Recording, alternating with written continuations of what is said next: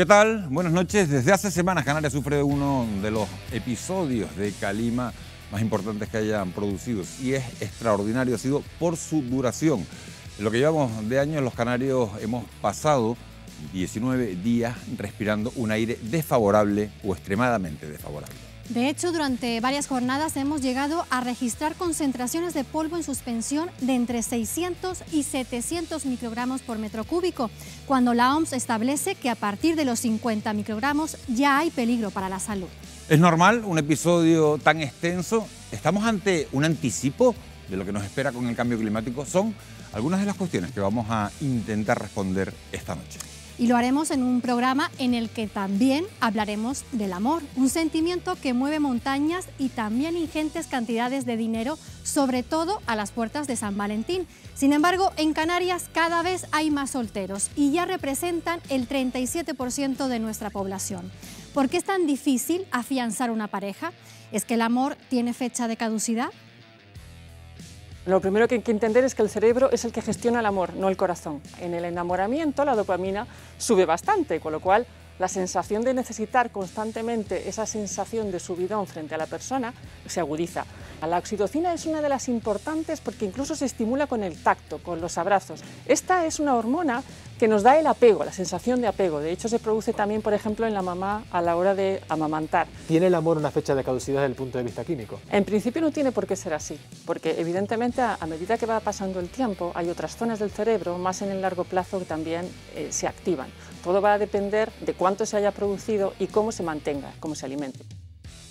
Esto es solo un adelanto de un amplio reportaje que podrán ver esta noche, pero como les decimos, antes hablaremos de la calima. Las previsiones aseguran que remitirá mañana, pero la pregunta que nos hacemos todos es ¿hasta cuándo tendremos nuevos episodios? Lo vamos a abordar enseguida. Arrancamos.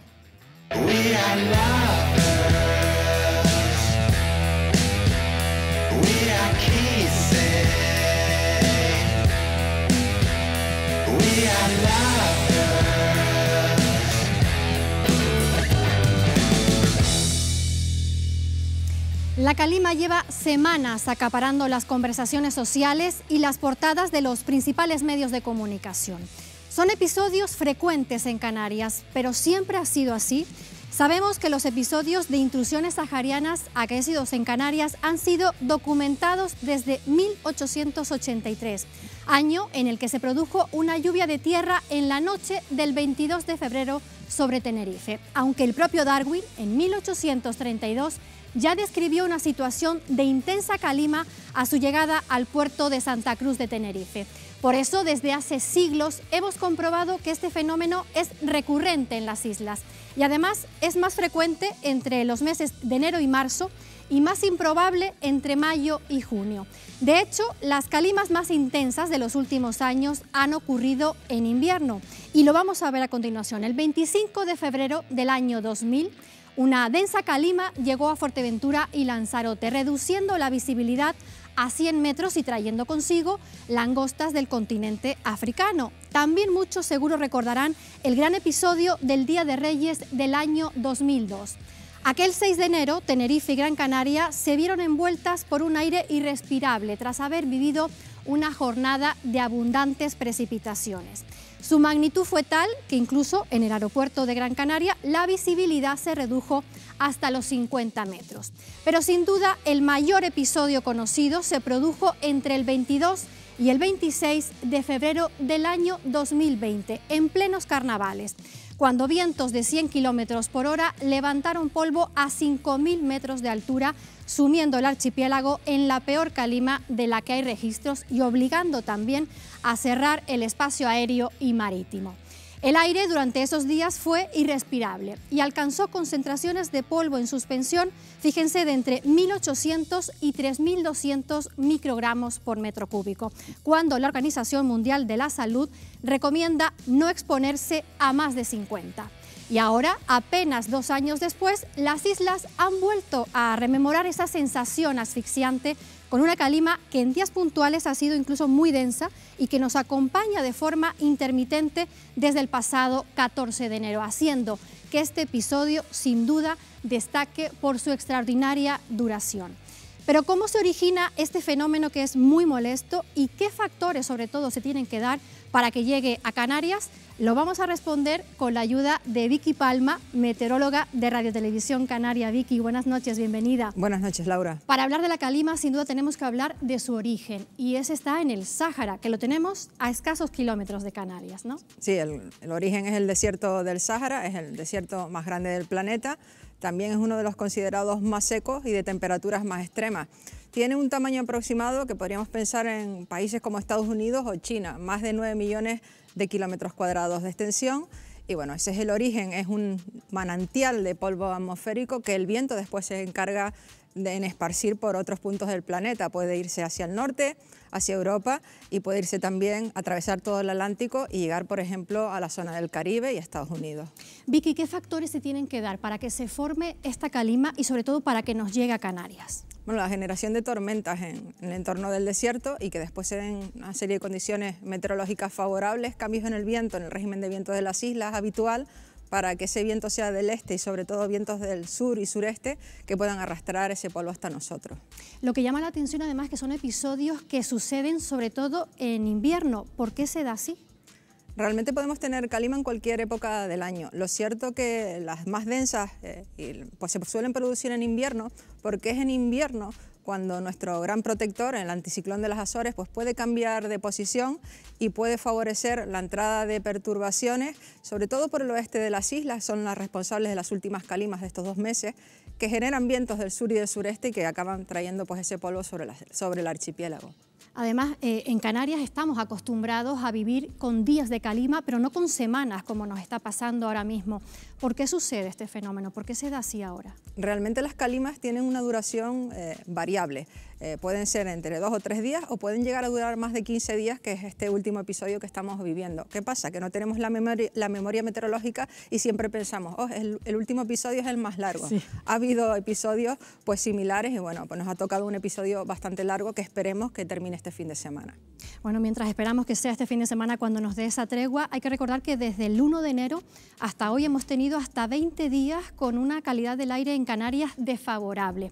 Vamos a tener que ver a corto plazo nuevos episodios de este tipo que además duren tanto tiempo.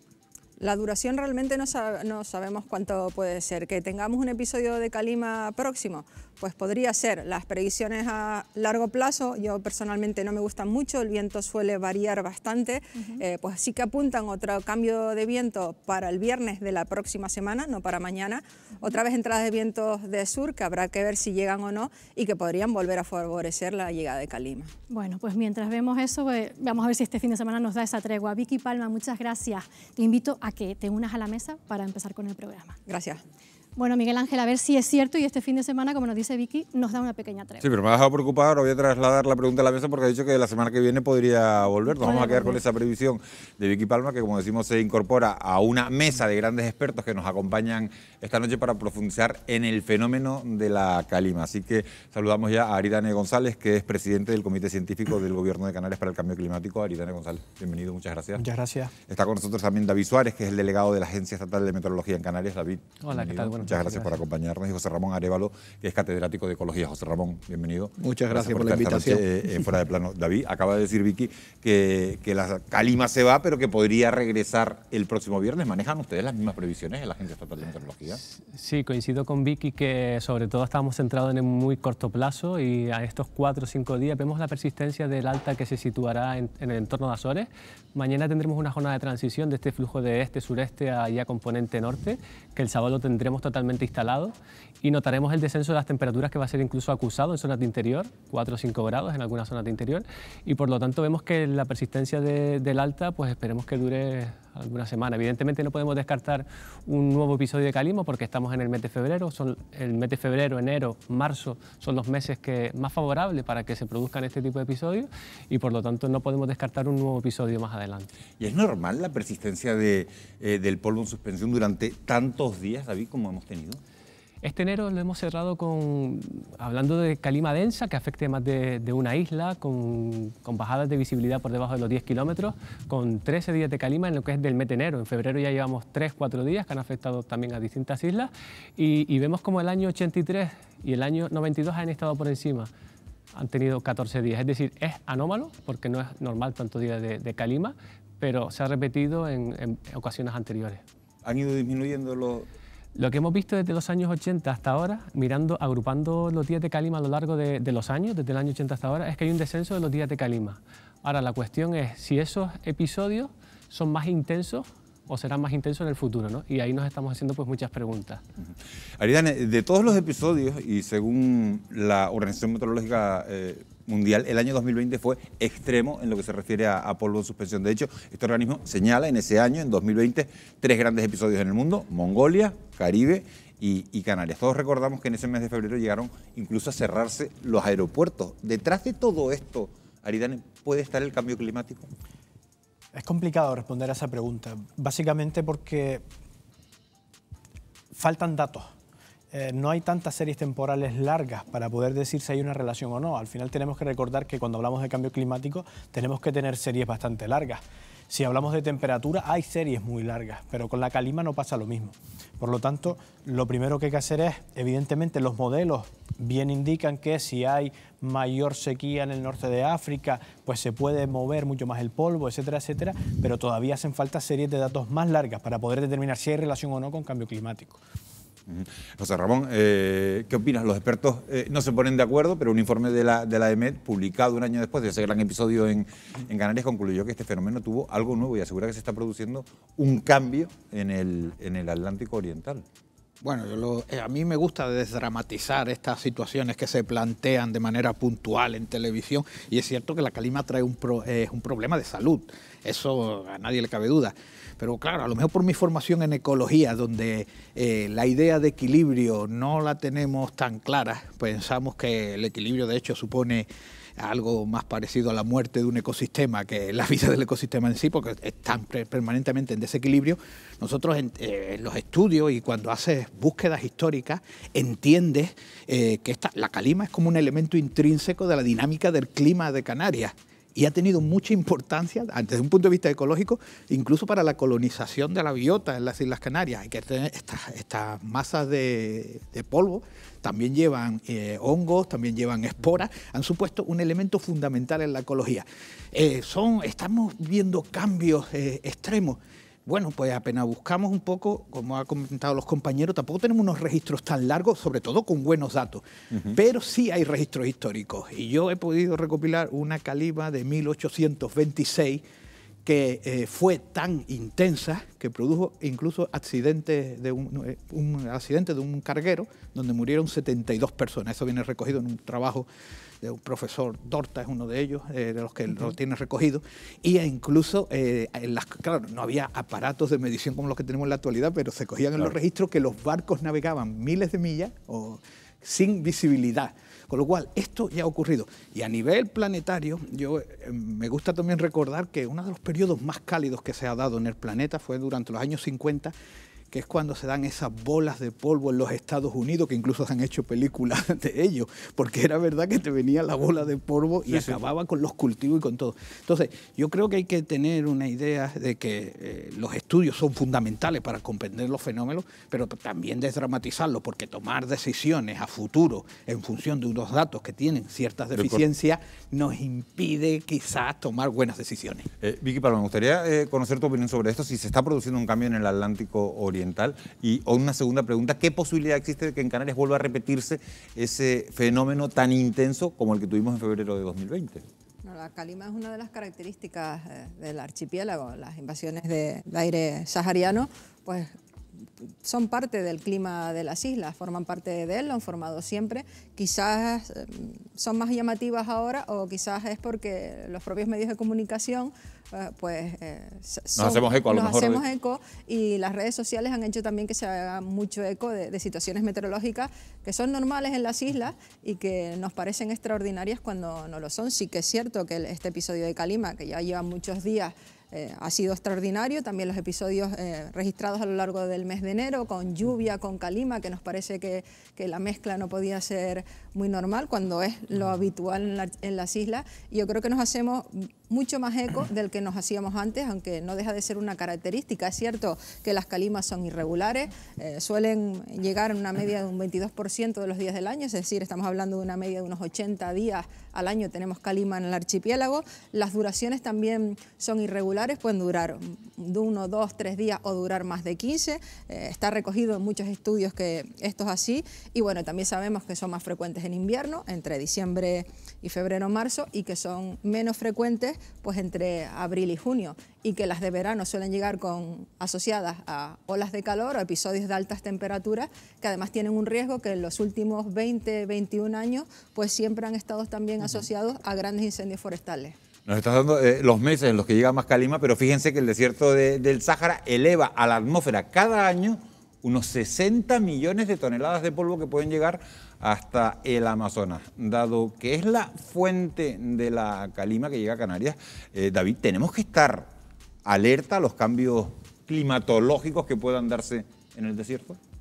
Sí, evidentemente tenemos que tener en cuenta que todos los cambios en el sistema pueden influir en un cambio de pronóstico, ¿no? En estos momentos tenemos claro que hay dos tipos de escenarios en cuanto a las calimas. Los episodios de invierno suelen ser más intensos en cuanto a que afectan más a la población canaria porque afectan a los niveles bajos y además son más severos. Y por otro lado, los episodios de verano que tienen otro tipo de dinámica atmosférica, que son los que tienen mayor recorrido, que llegan a la otra parte del océano, que fertilizan el Amazonas, y por lo tanto sí, hay que estudiar todos los cambios que puede tener el sistema para saber si son más frecuentes, si pueden ser más frecuentes en el futuro o si van a ser menos frecuentes pero más intensas. Y ahí tenemos todavía muchas preguntas que respondernos nosotros mismos. Hay un asunto, Aridane, que nos preocupa. Fíjate, la calima que llega a Canarias no solo transporta polvo. Hay un estudio que ha acreditado que, bueno, en algún episodio ha contenido incluso cesio-137, que es un isótopo radioactivo procedente de los ensayos nucleares que realizó Francia en el desierto de Argelia. Estamos hablando de los años 60. A pesar de que, dada su escasa concentración, no es nocivo para la salud, eso hay que dejar tranquila a la gente. ¿Tenemos en estas islas un sistema de detección de elementos insalubres que puedan alertar a la población? Sí, totalmente. De hecho, hay una red de calidad del aire que se dedica a esto y hay bastantes estaciones a lo largo y ancho de toda Canarias. Tenemos que entender que al final el polvo está formado por partículas y esas partículas tienen absorbidos elementos químicos. Y esos elementos químicos, además de vida, como antes decía el compañero, esos elementos químicos cuando viajan, pues llegan. Si en la fuente de emisión de esas partículas pues hay minas que ha pasado y hay, pues por ejemplo, cadmio o otros elementos, pues también llegan a Canarias, incluso forman parte de la cadena trófica porque caen al mar y empiezan a formar parte de la cadena trófica. Pero hay que dejar claro que en Canarias hay una red de calidad del aire que funciona muy bien y que además está bastante regulada con todos los protocolos de calidad. O sea, Ramón, cada año penetran en la atmósfera cerca de 2.000 millones de toneladas de polvo, y aunque esa calima es perjudicial, como estamos diciendo, para la salud, los expertos aseguran que es beneficioso, sin embargo, para el ecosistema mundial. ¿Puedes explicarnos por qué? Pues, bueno, eso podrían referirse primero a los elementos que se transportan desde el punto de vista de fertilización de determinadas áreas que son nuevas, y también pueden referirse, pues no sé si podrían en algún punto este polvo en suspensión disminuir la cantidad de energía que está llegando al planeta. Sabemos que la cantidad de polvo la reduce. Lo que yo no sé si es que las variaciones en estas cantidades se pueden justificar, podrían justificar grandes cambios, porque esto es un fenómeno natural también, la de elevación del polvo. Tenemos que tener en cuenta que la cantidad de superficie forestal del planeta no para de aumentar, con lo cual hoy en día técnicamente debería haber menos polvo en suspensión como consecuencia de esta incluso ocupación de la vegetación por parte de algunos desiertos, como aquí en el Sahel. La vegetación está ocupando parte del desierto, un fenómeno que se ha podido ver fácilmente a través de satélites. Entonces, todo este tipo de circunstancias lo que nos hacen ver es que estamos en un sistema dinámico, pero apocalíptico como se dejan de ver, no tanto por los medios de comunicación, sino como por las redes sociales, Pues a lo mejor esto es lo que tendríamos que plantear.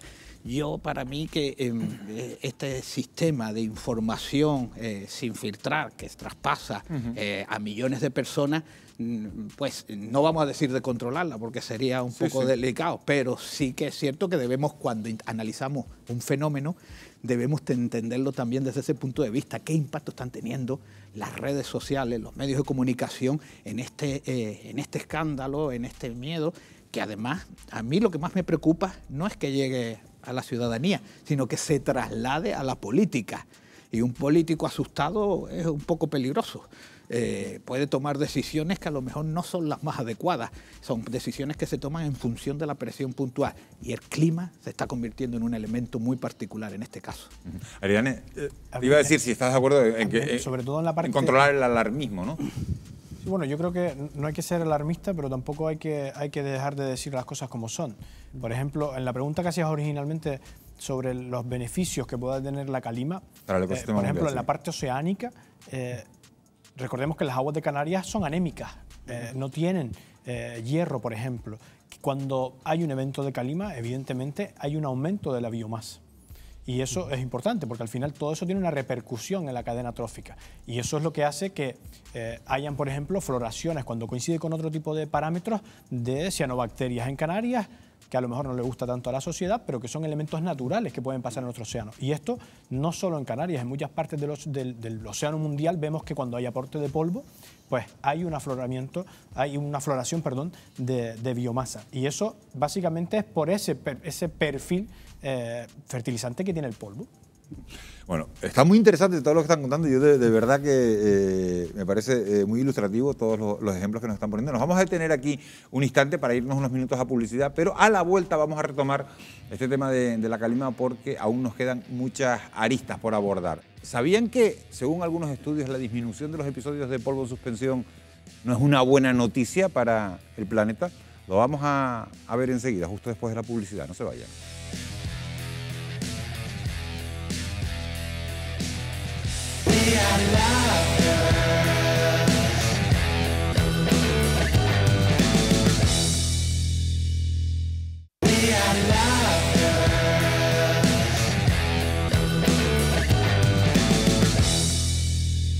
Ya estamos de vuelta para retomar otros aspectos de una calima que asfixia a Canarias desde hace ya varios días. Un fenómeno meteorológico que, aunque incómodo y perjudicial para la salud, es necesario para el equilibrio del planeta. De hecho, algunos estudios científicos señalan que su reducción podría acarrear efectos negativos a las islas. Lo vamos a ver en un reportaje de nuestro compañero Pedro Machín.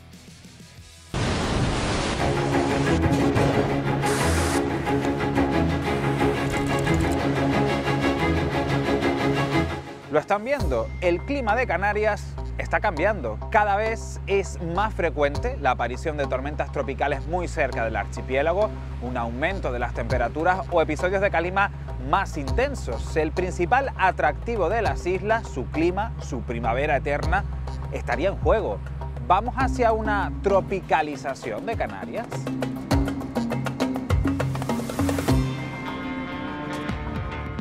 Ha sido una de las palabras más repetidas durante estos últimos días, la calima, ese polvo en suspensión que proviene de una de las mayores fuentes del planeta, el desierto del Sáhara.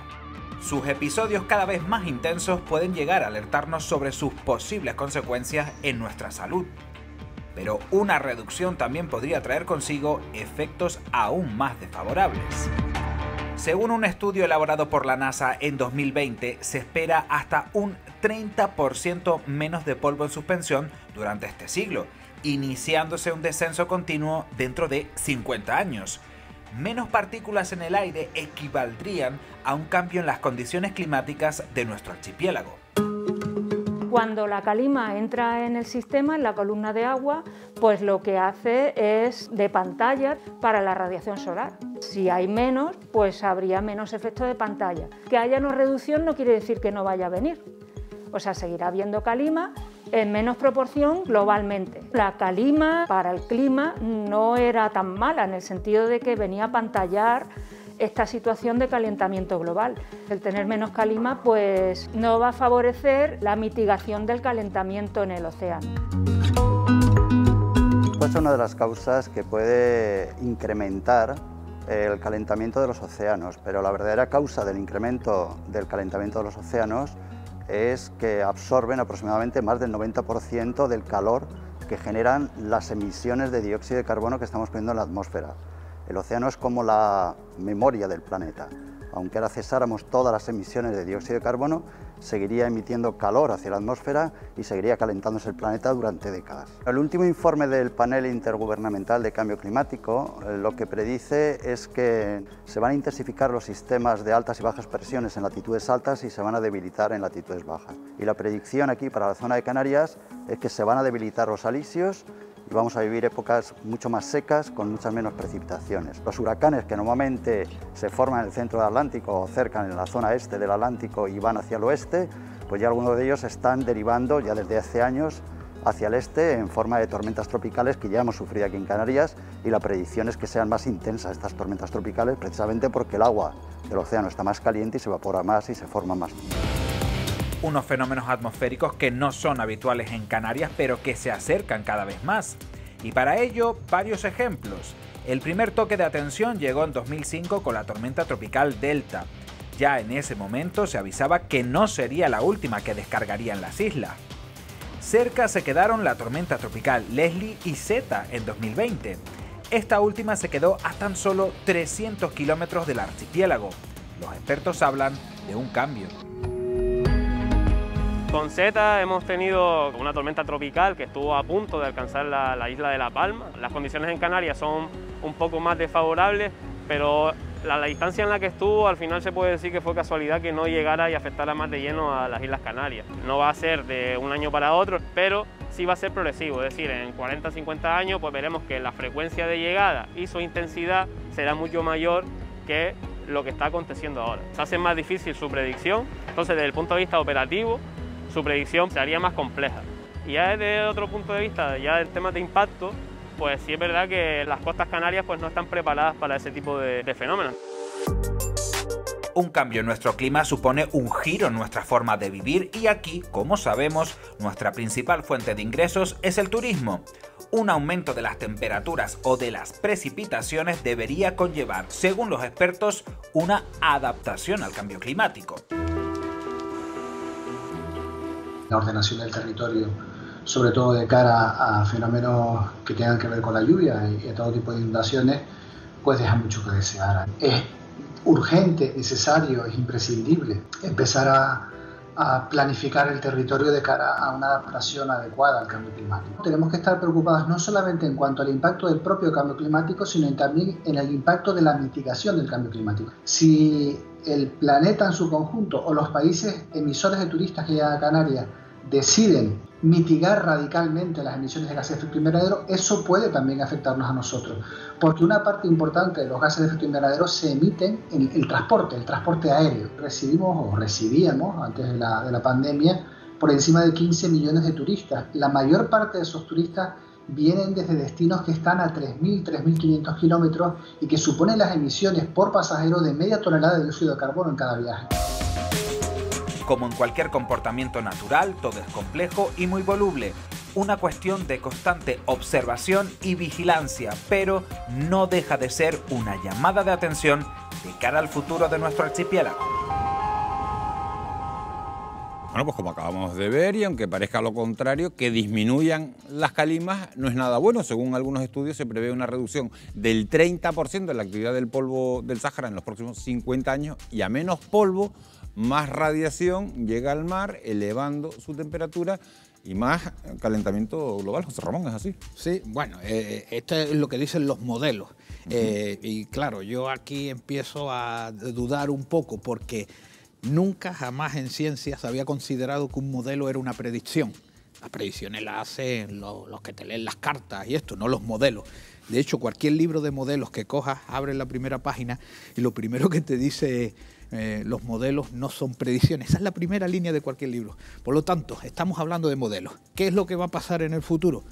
Complicado de saber, sobre todo teniendo en cuenta que los modelos que se han venido aplicando desde los años 80, que empieza todo esto a moverse un poco, no se han cumplido jamás. Ninguna predicción se ha cumplido. Ninguna de las que se han hecho, subida del nivel del mar, aumento de fenómenos extremos de clima, no se ha cumplido ninguno. Huracanes, tornados, y esto ha dado lugar a que estemos fundamentándonos en lo que va a pasar sin que se haya demostrado. ¿Los demás opinan lo mismo? No, evidentemente yo no estoy de acuerdo.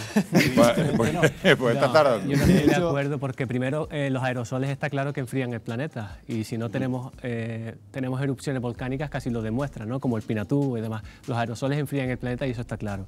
Si no hay aerosoles, el planeta se calentaría más, ¿no? Que los modelos climáticos no sean una predicción, también lo pongo...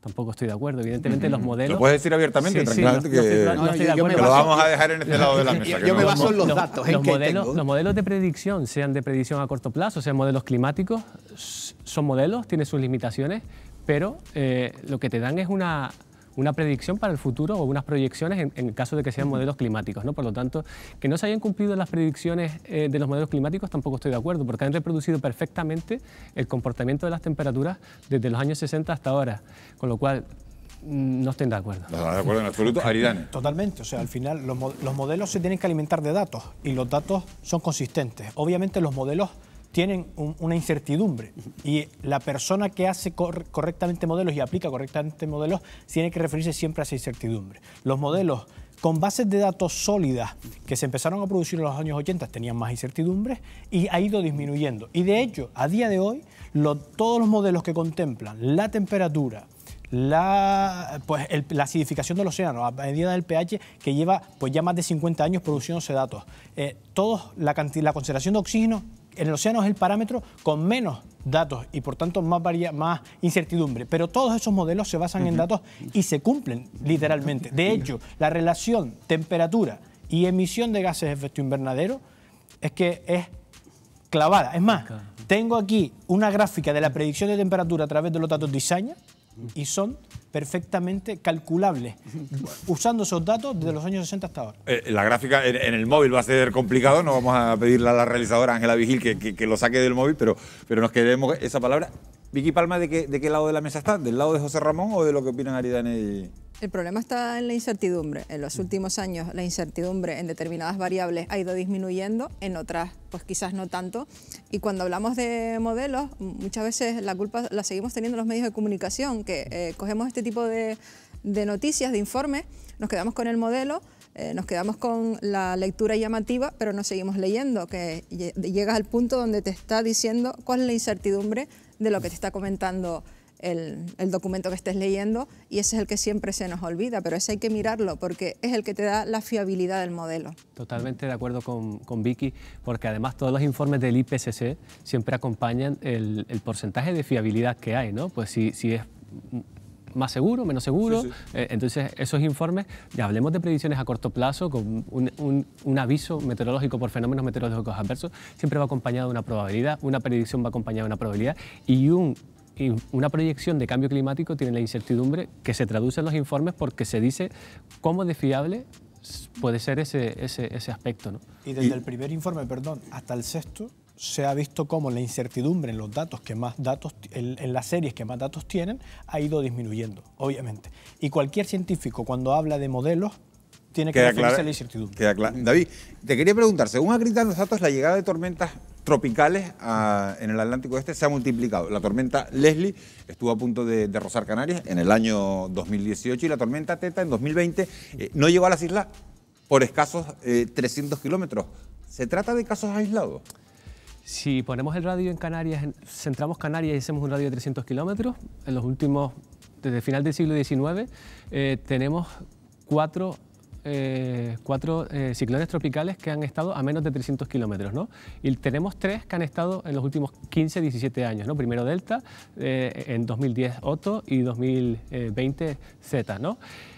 Vemos que el aumento de la actividad ciclónica en el Atlántico ha incrementado en las últimas décadas, pero hay que tener en cuenta aquí las proyecciones sí que tienen su incertidumbre, sobre todo en la cuenca atlántica, porque tenemos dos factores que van en detrimento. Por un lado tenemos el calentamiento del océano, que eso está bastante claro, que los ciclones tropicales necesitan del calentamiento del océano para poder subsistir y poder generarse. Por otro lado tenemos el aumento de la cizalladura, que es un factor que hay que tener muy en cuenta y que es la diferencia de viento entre dos niveles, en este caso dos niveles, uno bajo y otro alto. Y ese factor con el calentamiento global podría aumentar, por lo tanto hay mucha incertidumbre en cuanto al número de ciclones que pueden llegar en el futuro. Aridane González, todos recordamos los efectos de la llegada a Canarias de la tormenta tropical Delta. Estamos hablando de no hace mucho tiempo, del año 2005, y estamos hablando de uno de los fenómenos, de los peores fenómenos vividos en este archipiélago, cuyos vientos huracanados llegaron a provocar enormes destrozos. Muchas veces nos hemos preguntado si puede volver a repetirse una situación de este tipo, como la tormenta Delta. Bueno, hay un artículo científico muy claro sobre esto del equipo de Pedro Dorta y la Cátedra de Riesgos de la Universidad de La Laguna, y se demuestra cómo en una serie temporal histórica de datos que han recogido de bibliografía, cada vez pues las tendencias son más cercanas a Canarias, relacionadas principalmente con la temperatura. Y obviamente que puede llegar a producirse. Y el problema aquí, bien lo decían en ese reportaje, es que nuestra vulnerabilidad ha aumentado. ¿Por qué? Porque somos cada vez más personas, porque cada vez tenemos ciudades con más personas y por lo tanto ya no solo hablamos de mitigar, hablamos de adaptarnos a esos impactos severos que pueden venir por tormentas en este caso. Vicky Palma, algunos especialistas aseguran que predecir estos eventos meteorológicos virulentos es cada vez más complicado. Y es más complicado debido a que se suceden de forma errática, de forma imprevisible y de forma repentina. ¿Crees que es así? Bueno, si hablamos del entorno del archipiélago, hay que pensar dónde vivimos. No es lo mismo hacer una predicción para la península, latitudes medias, que en el archipiélago, que estamos prácticamente en el límite de los mejores modelos de predicción meteorológica, por ejemplo. Estamos en un punto que estamos justo al borde inferior, que hay que hacer modelos específicos para el archipiélago, impredecible. Determinados elementos como pueden ser los ciclones tropicales, hay un seguimiento muy bueno y la predicción yo diría que es bastante buena. Que después podamos mirar en redes que parece que pues Teta podía llegar, Leslie parecía que iba a pasar, pero hay que hacer seguimiento diario. Y después otro de los elementos, bajo mi punto de vista, es la vulnerabilidad, que es que estamos pensando en elementos importantes como un ciclón tropical, pero es que actualmente nuestra sociedad cada vez es más vulnerable a fenómenos meteorológicos que no son tan adversos. Hablamos de adversidad meteorológica ya para elementos que no deberían serlo. Las Palmas de Gran Canaria puede tener problemas de inundaciones con 30 litros de agua por metro cuadrado en 24 horas. Estamos hablando de que eso es una cantidad de agua pequeñísima. No debería ser ningún problema. No debería ser ningún problema, pero ya empieza a haber problemas con ese tipo de precipitaciones en otros puntos del archipiélago donde esto no debería pasar. Hay que pensar que tenemos, por ejemplo, un récord de precipitaciones en 24 horas en la Isla del Hierro de 590 litros por metro cuadrado en 24 horas. Y 2 días después les volvieron a caer 400 litros por metro cuadrado. Es decir, en prácticamente 3 días, 1000 litros de agua, y estamos hablando de que eso ahora mismo cae en cualquier punto del archipiélago, y eso incluimos el Hierro, La Palma, que son islas donde pues por relieve o sobre todo La Palma está acostumbrada a lluvias más intensas y ahora mismo sí que generan problemas. Quiero darles las gracias a los cuatro porque ha sido un rato muy interesante, muy rápido se ha pasado el tiempo. Gracias a los cuatro, gracias José Ramón, gracias Vicky Palma, gracias por habernos acompañado, gracias David, gracias a Aridane por haber estado con nosotros, por habernos ilustrado. Nosotros vamos a cambiar radicalmente de tema porque, fíjense, restaurantes, hoteles y comercios se preparan para hacer caja en San Valentín, una fecha celebrada por muchas parejas, pero que tiene un escaso recorrido, Laura, para quienes están solteros. Así es, Miguel Ángel. Para muchos solteros el 14 de febrero suele pasar sin pena ni gloria, pero a otros esa fecha les genera soledad y frustración. Y es que si ya es difícil encontrar pareja, todavía es más complicado mantenerla. Canarias lleva años liderando la tasa de rupturas matrimoniales en España y entre nuestra sociedad se extiende la sensación de que cada vez las relaciones duran menos. Esto nos hace preguntarnos por qué cuesta tanto que algunos sentimientos duren para siempre y si el amor tiene o no fecha de caducidad. Las respuestas en el siguiente reportaje.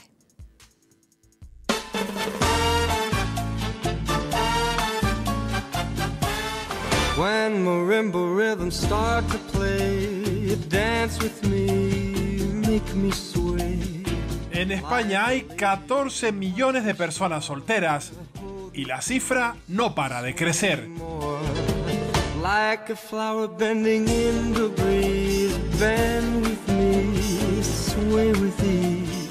Según los últimos datos del Instituto Canario de Estadística, en las islas hay registradas 677.000 personas sin pareja, casi el 37% de la población. Y a la dificultad de encontrar compañeros de vida en el mundo en que vivimos, se suma otro reto: mantener la relación. When we did, you have a way with me. Stay with me, swear with me. Dime lo que sientes sin disimular. ¿Para qué esperar y dejarlo pasar? Para entender mejor el amor y el desamor hay que centrarse en el ámbito neurológico. Durante las primeras fases, el sentimiento de amor surge de una reacción química que produce nuestro cerebro. Raquel Marín, neurocientífica y catedrática de Fisiología de la Universidad de La Laguna, nos está esperando. ¿Qué sustancias se generan en nuestro cerebro que son las que hacen que se desencadene lo que llamaríamos la chispa del amor?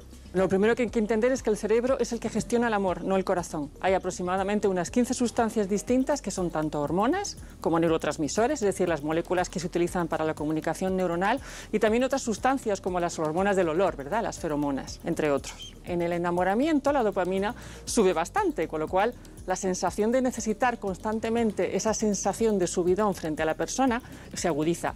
La oxitocina es una de las importantes porque incluso se estimula con el tacto, con los abrazos. Esta es una hormona que nos da el apego, la sensación de apego. De hecho, se produce también, por ejemplo, en la mamá a la hora de amamantar. Todos estos procesos neuronales tienen una duración finita, o trasladado a una manera más coloquial, ¿tiene el amor una fecha de caducidad desde el punto de vista químico? En principio no tiene por qué ser así, porque evidentemente a medida que va pasando el tiempo hay otras zonas del cerebro, más en el largo plazo, que también se activan. Todo va a depender de cuánto se haya producido y cómo se mantenga, cómo se alimente. Se estima que aproximadamente esta fase de enamoramiento, esta fase de amor romántico, suele durar entre 1 y 2 años, ¿no? Es el periodo más o menos comprendido. En esta fase es la que comúnmente se conoce como verlo todo de color de rosa. Luego pasamos a una fase denominada fase del apego, ¿no? Que es una fase un poquito más profunda, donde se construye el vínculo, donde la persona se deja de idealizar y se ve un poquito el espectro más amplio. Y yo pregunto, ¿queremos que nos idealicen o queremos que nos quieran con nuestros defectos y nuestras virtudes en última instancia, ¿no? En España, algunos científicos de la Universidad de Granada estudian los efectos del amor en nuestro sistema nervioso y las reacciones fisiológicas que produce. La visualización de los rostros de la pareja, de nuestros padres, de nuestros hermanos o de nuestros mejores amigos se asociaba, por una parte, a un cambio en la tasa cardíaca de tipo bifásico, que esto quiere decir que al inicio de ver la imagen, lo que hace nuestro corazón es decelerar un poco, se lentece el ritmo cardíaco para después provocar una aceleración. Eso es lo que nosotros denominamos taquicardia afectiva. No es tan sencillo detectar una serie de cambios y poder concluir que una persona está enamorada o no. También porque esa fase de enamoramiento, lo que nosotros experimentamos hacia nuestra pareja, va cambiando a lo largo del tiempo.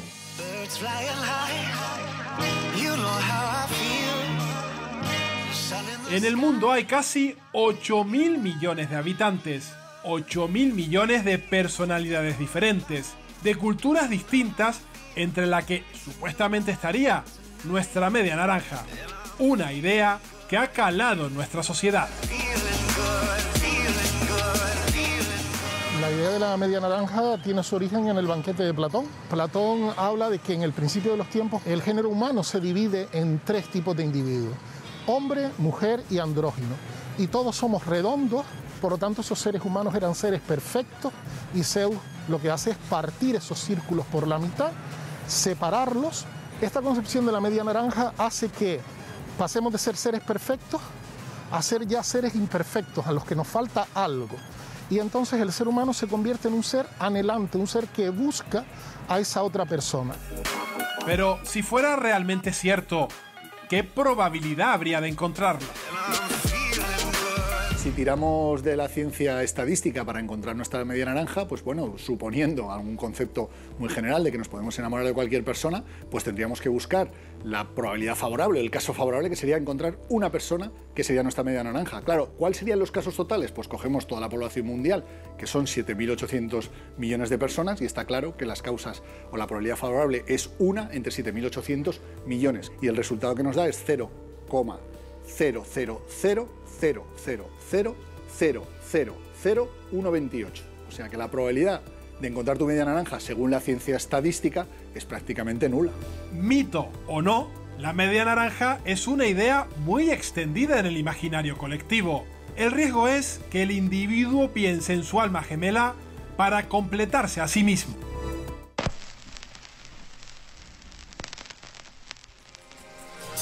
Siempre me traiciona la razón y me domina el corazón. No sé luchar contra el amor. El significado de la búsqueda de las almas gemelas es que estamos buscando a alguien que nos complete. Ya eso es en sí algo absolutamente incierto, porque cada uno de nosotros somos personas completas. Y lo que tenemos que encontrar, o lo que tenemos que buscar, o lo que si queremos buscar, es personas que nos aporten algo más de lo que nosotros somos. Y eso realmente es el amor. Ir a la búsqueda del alma gemela es evidentemente un camino hacia la infelicidad. Pero una cosa es encontrar pareja y otra bien distinta es conservarla.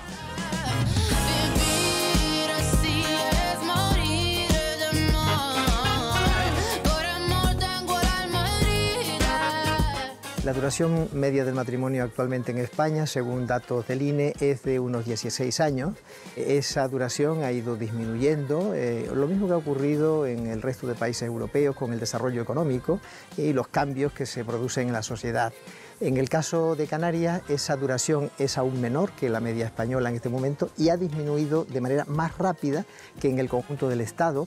En Canarias se casa menos gente porcentualmente que en el resto del Estado. Los matrimonios en la actualidad en Canarias y en el conjunto del Estado duran menos, incide al final en la natalidad.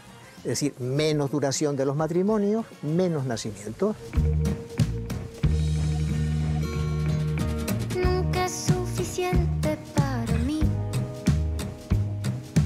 porque siempre quiero más de ti. Desde que se aprobara la ley del divorcio en 1981, Canarias ha sido la comunidad autónoma donde más rupturas matrimoniales se han producido. Tenemos una tasa de 120,5 disoluciones matrimoniales por cada 1.000 habitantes, casi 34 puntos más que la media nacional. Son zonas con menos pueblos, menos dispersión, con más interrelación entre zonas urbanas, y eso es lo que provoca psicológicamente pues que haya más número de separaciones y de divorcios. ¿Por qué? Porque hay más interrelación entre las personas, porque hay más contactos con otras culturas, no solo la española, y eso hace que haya una sensación más abierta a la hora de dar el paso de la separación. Las disoluciones matrimoniales están a la orden del día. Para ser concretas en el término, y el término específico de disolución matrimonial es cuando se rompe el vínculo matrimonial, ¿vale? Eso tendríamos que llamarle divorcio, porque cuando no se rompe el vínculo matrimonial es en una separación. En una separación judicial lo que acontece es que cesa la convivencia. Extremadura es la comunidad autónoma más baja y Canarias es la más alta. Olga, tú llevas varios años divorciada. ¿Qué te llevó a tomar esa decisión? Empecé a notar que él estaba un poco distante en la relación. Cada vez llegaba más tarde a casa. Entonces yo llegué un día a tomar la decisión de hablar con él. Y él así fríamente y tajantemente me dijo que quería separarse. Para mí eso fue un mazazo, pero bueno, son cosas que suelen pasar en la pareja y también el amor se puede terminar. Olga, ¿con el paso del tiempo has podido rehacer tu vida de nuevo? No. Me siento, yo creo que cómoda, a hacer verdaderamente lo que yo quiero, sin estar dando cuentas a nadie. ¿Todavía crees en el amor, Olga? Sí, claro que sí. Jenny Rivero, como sexóloga, imagino que te llegarán a diario muchísimas parejas que intentan salvar su relación. ¿Has notado un incremento de consultas en los últimos meses? La verdad es que sí, porque mira, estamos viviendo una emergencia sanitaria que nunca habíamos tenido esa experiencia. Entonces todo esto ha conllevado temas de estrés, de ansiedad, de miedo, de vulnerabilidad, de fragilidad, y esto afecta también a la vida en pareja. Es decir, cuando tú tienes otras prioridades en tu vida, como buscar un trabajo estable o tener una solvencia económica, entonces buscan pues intentar solucionar ese cansancio que tienes tú como persona y que lo transmites a la pareja. Entonces, sobre todo problemas de comunicación y de aceptación de estados emocionales que no estamos acostumbrados. Cada pareja es un mundo, por supuesto, y sus circunstancias, y su mochila y sus experiencias. Tú y yo, pensando que somos el centro. Llevamos en matrimonio 44 años, ahora el 10 de diciembre hacemos 45. Nosotros nos conocimos, éramos 2 niños. Para mí ha sido mi única relación que he tenido, ha sido mi marido. Llevamos 4 años como novios, pero 5 meses casados. Nosotros anteriormente sí es verdad que tuvimos otras relaciones. En la época nuestra, por ejemplo, la gente era más madura. Yo conozco chicos que han tenido 4 o 5 relaciones. Se casan y eso, a los 4 días ya están yendo a jugar, ¿no? Cuando sos una persona, te ilusionas 2 meses, Exactamente. Lo dejas, empiezas con otra persona. Así es un poco lo que es ahora. Cuando nosotros éramos jóvenes no teníamos libertad ni siquiera para decir vámonos a separar, pues por motivos religiosos, por el que dirán, pues porque yo no trabajaba solo mi marido. Estás todo el día como con tentaciones, personas que dicen, sí, total, yo lo dejo con él mañana y mañana tengo a otro. Yo creo que es muy importante la comunicación en diaria, en casa, que es clave para que un matrimonio funcione de buena manera. Una pareja es el amor, el respeto, el compartir y sobre todo el diálogo. La base de una relación es el respeto y la confianza que te das con esa persona. La confianza es la base de cualquier relación. No se sabe si esto va a ser para siempre o que no sabes lo que va a pasar. Bailando alrededor del río, aceptando todo lo que vino. ¿Cuántas parejas suele tener un canario de media normalmente a lo largo de su vida? A nivel relaciones estables, hay una media del 22% de personas tienen como de 5 a 9 relaciones estables en su vida. Y luego hay un 13% que tiene de 10 a 15 relaciones. Que imagino que en estas estadísticas solo computan precisamente las que llamamos relaciones serias. Serias entendidas, con convivencia, un contrato, un compromiso, hijos y cosas de esas.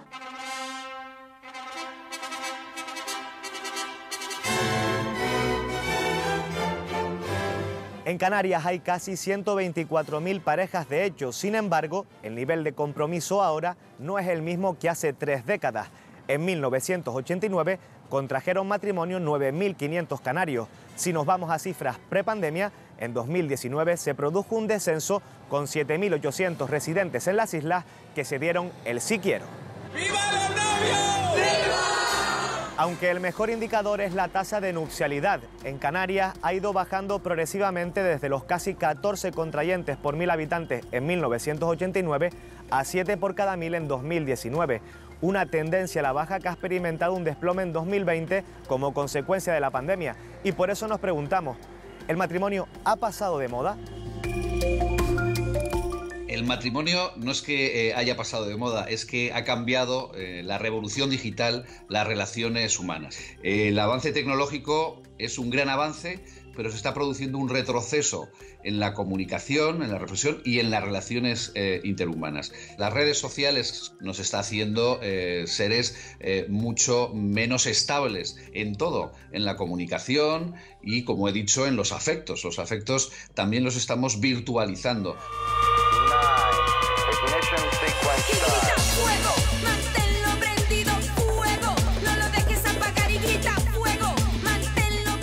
No solo las aplicaciones para encontrar pareja han aumentado en los últimos años, también lo han hecho el número de usuarios de estas redes sociales. Solo la red social Tinder propicia que cada día 26 millones de personas en el mundo se citen para conocerse. Y eso a pesar de la pandemia, o gracias a ella. Las aplicaciones de citas ya tenían cierto relativo éxito, pero la pandemia les ha dado el espaldarazo definitivo, evidentemente porque se han reducido las capacidades de buscar o encontrar a una persona en los espacios clásicos donde nos relacionábamos anteriormente. Pero esto ha llegado para quedarse. Es decir, estamos acostumbrándonos ya a lo virtual para buscar a una pareja. Se calcula que el sector de las citas online mueve unos 3.200 millones de euros en el mundo, un 13% más que en 2020 y hasta un 50% más que hace 2 años. ¿Pero qué se busca en estas aplicaciones? El primer bloque que tenemos, donde la mayoría se concentra, son de las personas que quieren ampliar su red social, hacer nuevas amistades, conocer gente. Otro uso que se le hace a este tipo de plataformas es para encontrar el amor y estar en el mercado activo de encuentro de pareja. Y el tercer uso que se le hace es el de encontrar relaciones casuales. Tener citas esporádicas para tener sexo. Que decidiste que tu amor ya no servía, que preferiste maquillar tu identidad.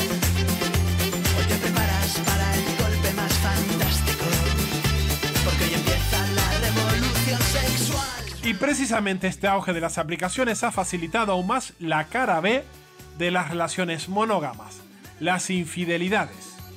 Y no solo eso, han potenciado un tipo de infidelidad más allá de lo carnal, las infidelidades emocionales. Siempre han existido las infidelidades, lo que pasa que ahora al tener internet pues todo se retransmite más o tienes más facilidad, pero que realmente siempre ha existido. Todo esto también es muy debido a las nuevas tecnologías, que da como más pie a nuevos tipos de infidelidades. Parece que es como una escapadilla, si lo haces a nivel emocional, ahí es donde parece que estás minimizando el problema. El tener amigos, tener relación ahora es facilísimo, con todas las apps de aplicaciones de relaciones, cualquiera puede tener una relación. Silvia Rubias, portavoz de GLID en España. ¿Han notado un incremento en el uso de aplicaciones de citas como las de ustedes desde que empezara la pandemia? Al principio llegó a ser hasta de casi el 300%, o sea, fue un incremento brutal. De hecho, acabamos de tener cifras de este último año, del 2021, y seguimos en un aumento hasta como del 200% en relación a otros años que no teníamos pandemia. Estamos llegando ya hasta al 1.000.000 de inscritos, pero bueno, de media hay como 200 nuevas personas que se inscriben cada día. Como siempre, el porcentaje de hombres es más alto que el de mujeres, estaríamos entre un 65-70 a un 35-30, por así decirlo. Y por su experiencia, ¿ha habido un cambio en el concepto del amor tradicional y en cómo se conciben las relaciones actualmente? Está habiendo una evolución en las relaciones, que ya las relaciones monógamas y en plan o eres monógamo o eres infiel y no hay grises, es blanco o negro, pues ya esto se está difuminando. Una gran mayoría piensa y de verdad cree que puede estar enamorado de su pareja y sin embargo serle infiel.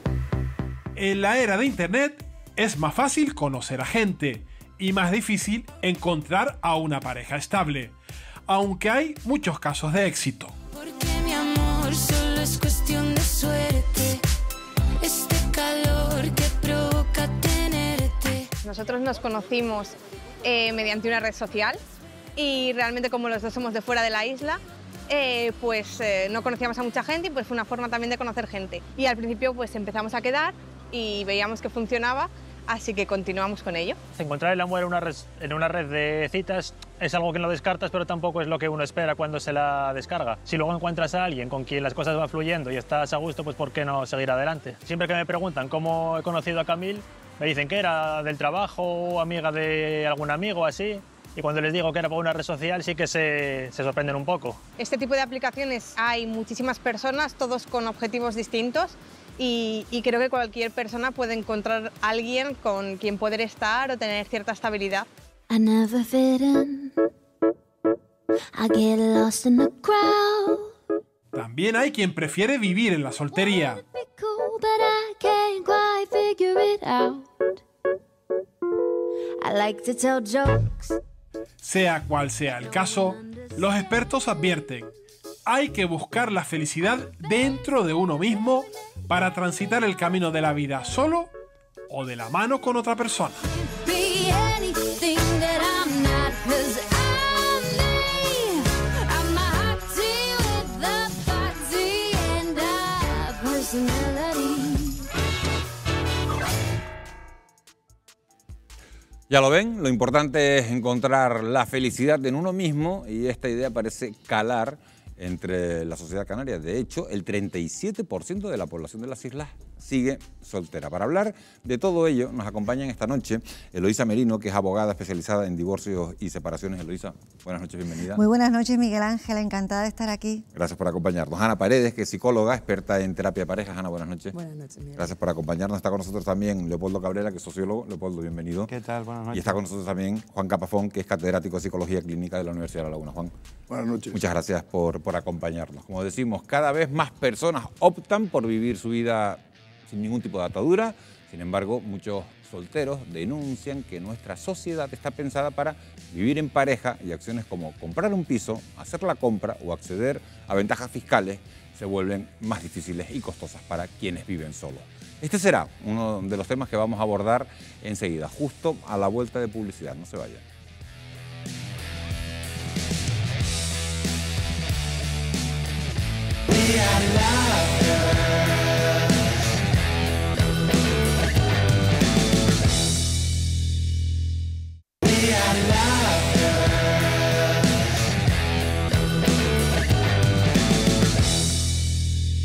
Once y 28 minutos de la noche, seguimos en directo en Fuera de Plano. Lo hacemos para hablar de las relaciones de pareja, aunque para muchas personas la vida en pareja sigue siendo la norma. Quiero hacerle la primera pregunta a Juan Capafón. Lo cierto es que cada vez, Juan, hay más solteros. ¿Por qué la soltería está de moda?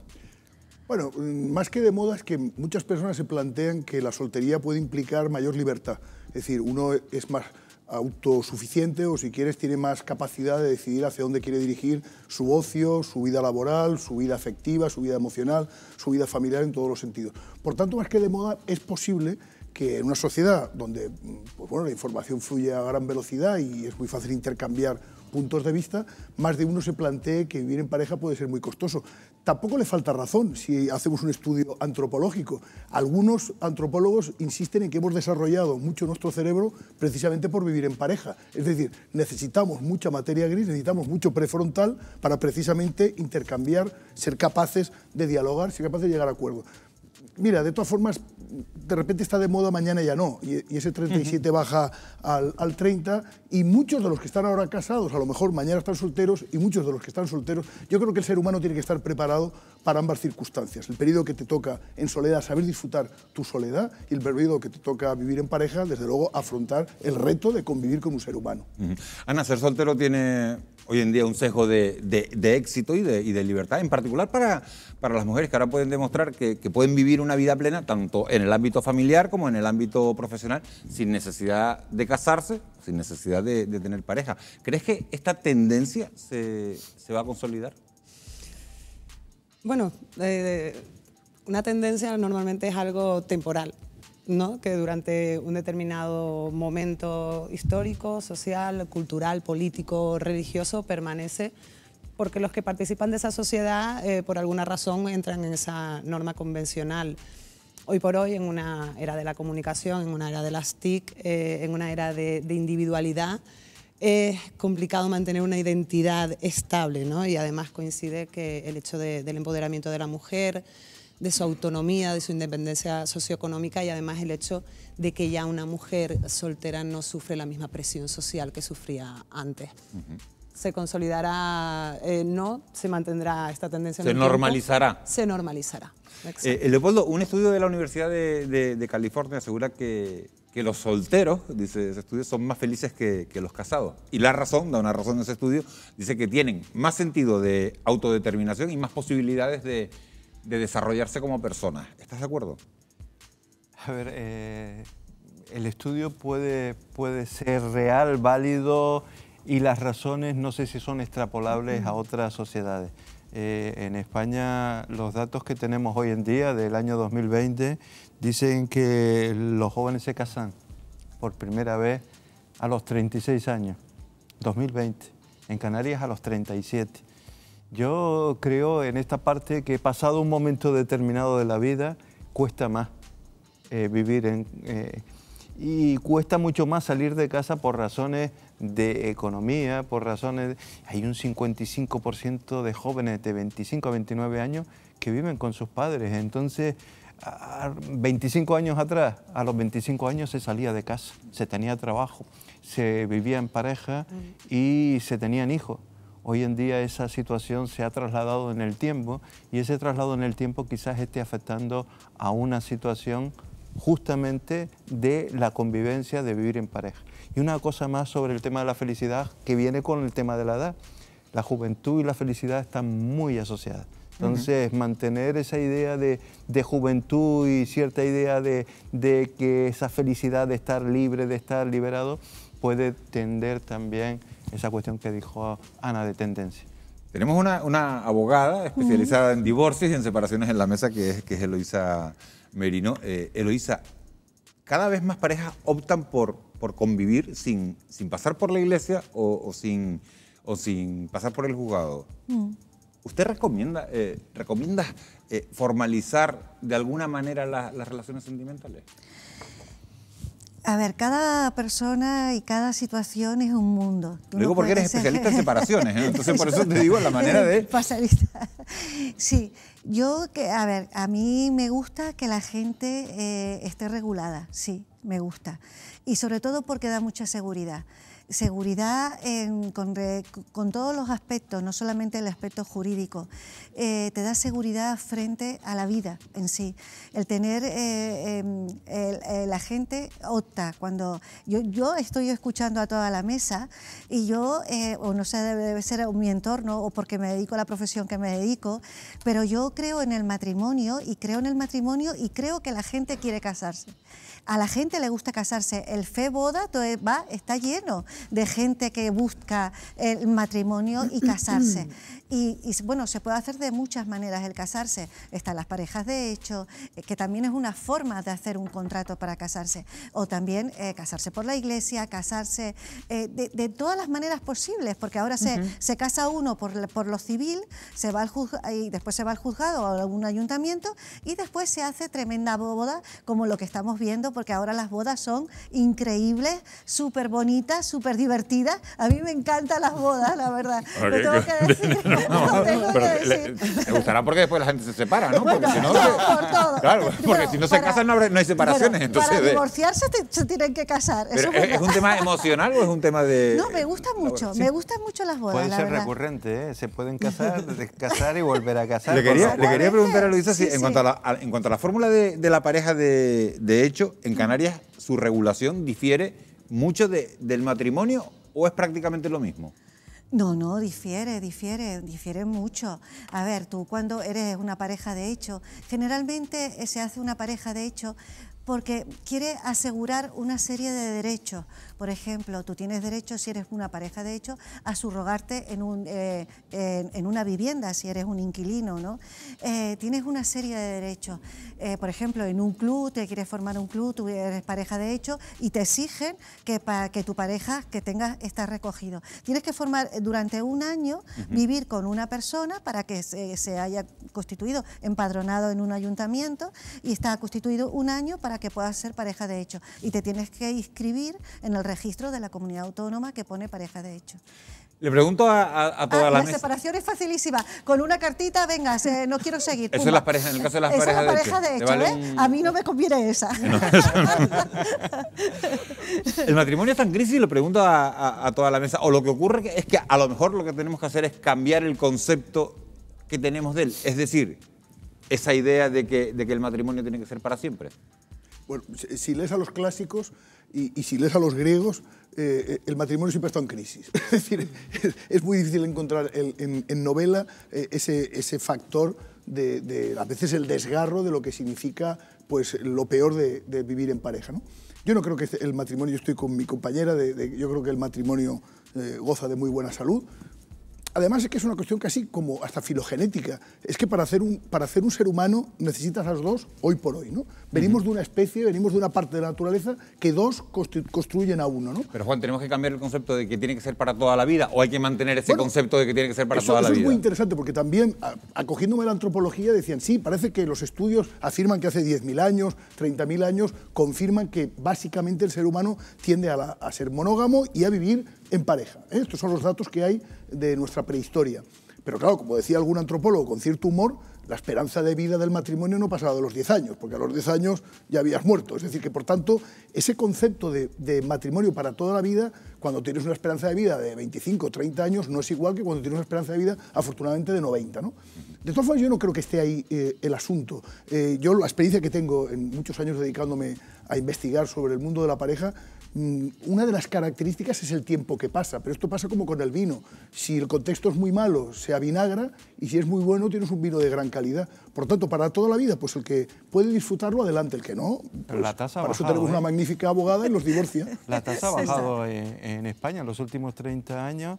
De tener una tasa de matrimonios de pareja del 12%, hoy estamos en el 4%, o sea que el nivel de nupcialidad, por decirlo de alguna manera, ha disminuido de forma considerable. Igual que en 2006, cuando entra el año completo de la nueva ley de homosexual, hay un boom de matrimonios homosexuales. A partir de 2006 también disminuye el matrimonio heterosexual.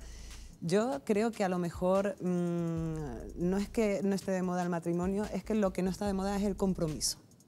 Ese compromiso a largo plazo, esa estabilidad, porque además en una sociedad consumista es normal que también queramos tener un amor consumista, ¿no?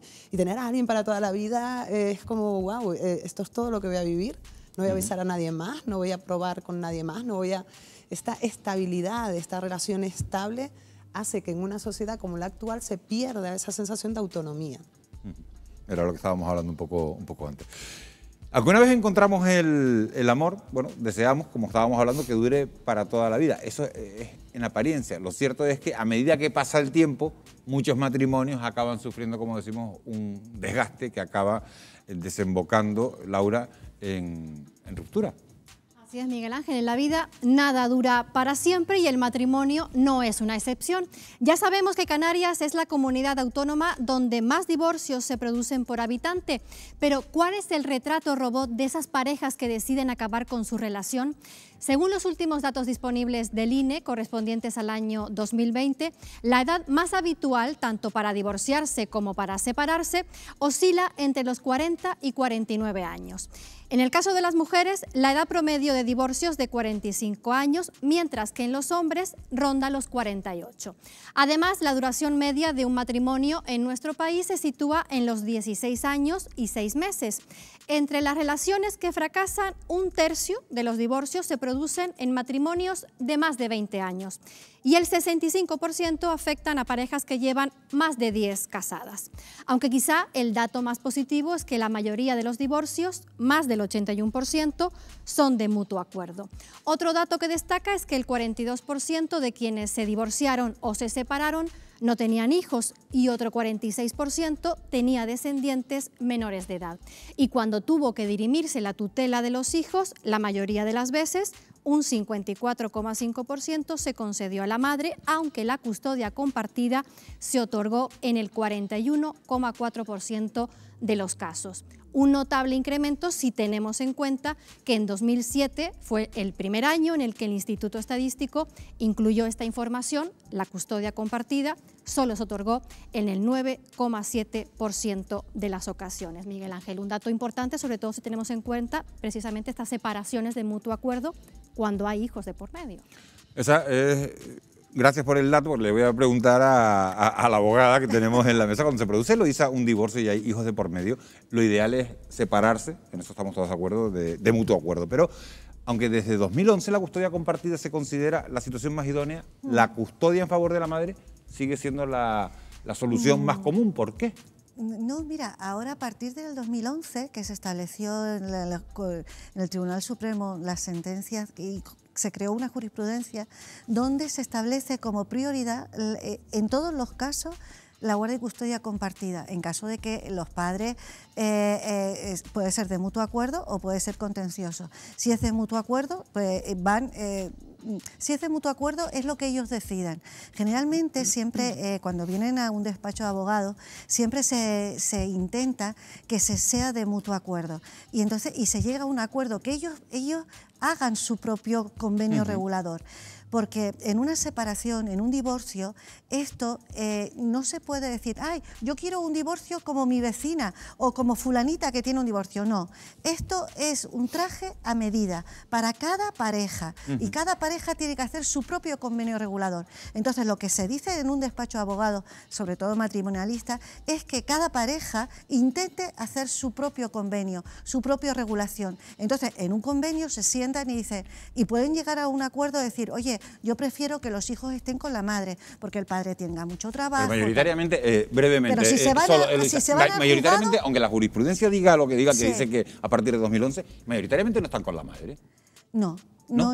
Y además ahora, cuando tú vas a un juzgado contencioso que decide el juez tiene obligación de lo que primero que se pone arriba de todo, en la guardia y custodia compartida. Bueno, después ya se va bajando. Pero los datos son muy claros, no hay muchas dudas.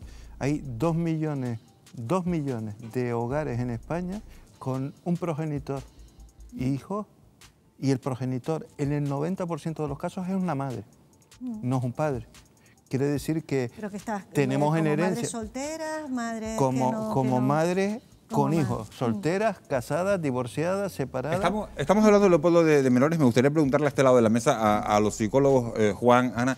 Muchas parejas retrasan la ruptura cuando saben que se van a separar, cuando hay menores de por medio, porque piensan que un divorcio, a fin de cuentas, va a tener repercusiones y consecuencias nefastas para los hijos.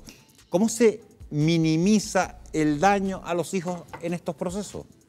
Eso se resolvió ya en los años 90, una investigación en Estados Unidos que puso a prueba si realmente el divorcio era la causa del malestar de los menores y demostró de forma categórica que no es el divorcio, sino cómo se realiza, cómo se lleva a cabo esa separación. Si la separación se basa en el acuerdo, en llegar a esos mínimos, en que haya buena comunicación entre los progenitores a la hora de seguir educando a sus hijos, donde hay responsabilidad y donde el interés de verdad, y eso la sociedad lo ha conseguido, la jurisprudencia lo ha conseguido, y ahora se trata de que los padres lo consigan, donde lo importante es el menor, donde el menor no es un arma arrojadiza, donde el menor no es una moneda de cambio, donde se le da la seguridad con S mayúscula. Eso es lo primero que necesita un menor, el saber que su familia ha modificado, ha cambiado, ha evolucionado, pero no se ha roto.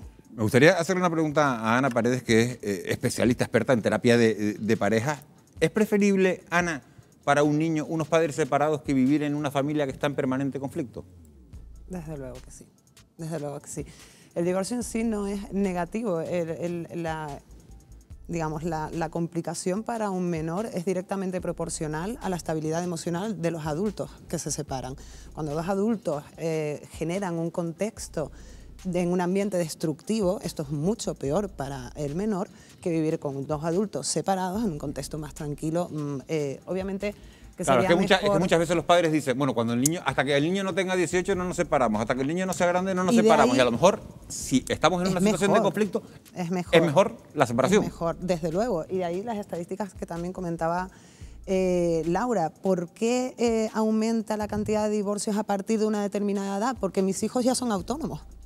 Ya no tengo esa presión de me voy a separar con un menor. Sí, pero retrasarlo, por lo que me está diciendo, emocionalmente no ayuda al menor. Obviamente si la relación es estable y es buena, sí, pero si la relación es tensa, lo mejor es que pueden hacer es separarse. Obviamente es una consecuencia negativa, pero que hay que educar al menor en esa adaptación que va a conllevar que asegurar un contexto de estabilidad, de diálogo, de negociación, de comunicación. Y sobre todo lo que hace la psicología es intentar asesorar para que tomen la mejor decisión posible, olvidándose de si es mejor a los 9 años, a los 13 o cuando es un bebé. Pues está claro que no darle una tarjeta del despacho de Loíza, vamos, de mandarlo a separar. Ahora no tenemos, en estos momentos actuales, no tenemos investigaciones con jóvenes porque no se pueden hacer por la privacidad.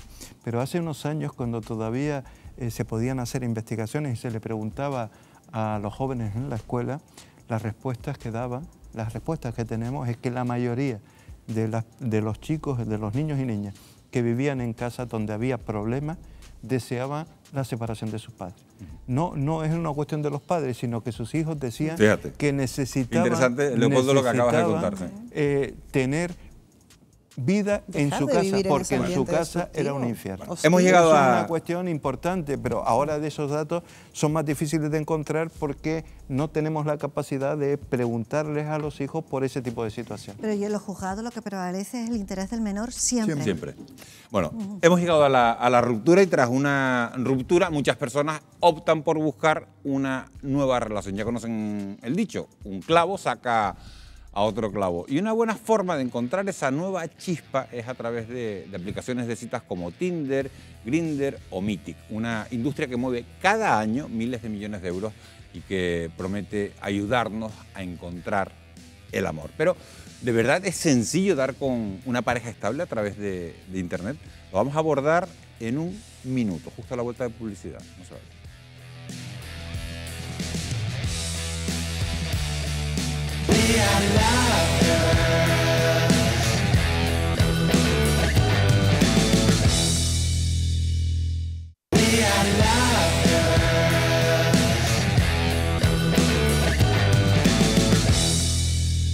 Dos menos 10 de la noche, seguimos en directo y ya estamos de vuelta hablando de las maneras de ligar, del amor. Las formas de ligar han cambiado y cada vez más personas buscan el amor a través de Internet. En los últimos años han surgido numerosas aplicaciones destinadas a ello, pero la pregunta es si es tan fácil, Ana, encontrar pareja en las redes. ¿Es tan fácil encontrar pareja en esas aplicaciones? Es que aquí tendríamos que hablar de varios factores. Obviamente, estadísticamente es mucho más fácil conocer a distintas personas en las redes porque estás mucho más expuesto a conocer distintos, a tantear ante uno, ante otro. Encontrar pareja pues depende no solo de la red, sino depende del perfil del usuario de esa red, del concepto de amor que busque. Porque hay gente que realmente busca una cuestión más pasional, más erótica. Hay personas que buscan esa intimidad y hay gente que busca realmente un compromiso y para esto se va a diferenciar el tipo de perfil y el tipo de red. En las primeras fases, en las fases de cortejo, en las fases de enamoramiento, va a ser mucho más fácil. Ya pasar a esa fase de amor, de apego, ya esto es independientemente de las redes, es una cuestión ya más de un compromiso personal que se establece entre vínculos. Leopoldo Cabrera, ¿crees que este tipo de relaciones son demasiado superficiales? Lo digo porque solemos juzgar, es la referencia que tenemos, a los candidatos o candidatas exclusivamente por su aspecto físico.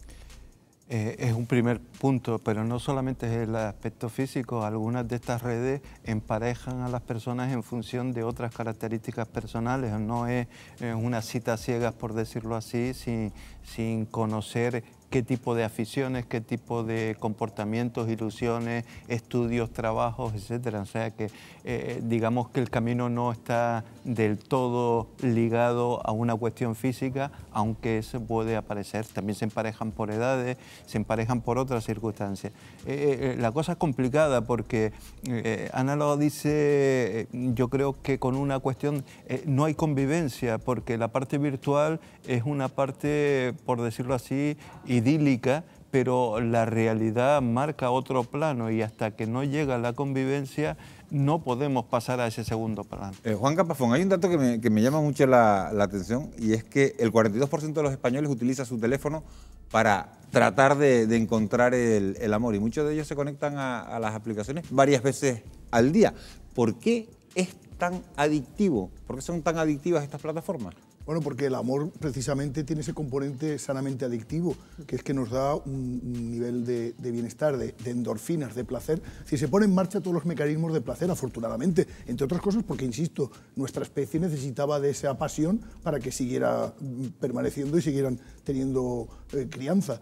Por tanto, ese es un primer aspecto. Efectivamente, el amor, como otro tipo de comportamientos, son altamente, en el buen sentido, adictivo. Es totalmente adictivo respirar, afortunadamente, claro, porque menos mal que somos adictos a respirar, porque si no, no existiríamos. Pues en el ámbito del amor como sentimiento, el amor como emoción, es muy importante además para el desarrollo. Ya no solo el amor de pareja, sino pensamos el amor en toda su amplitud, la incondicionalidad hacia nuestros hijos, por ejemplo.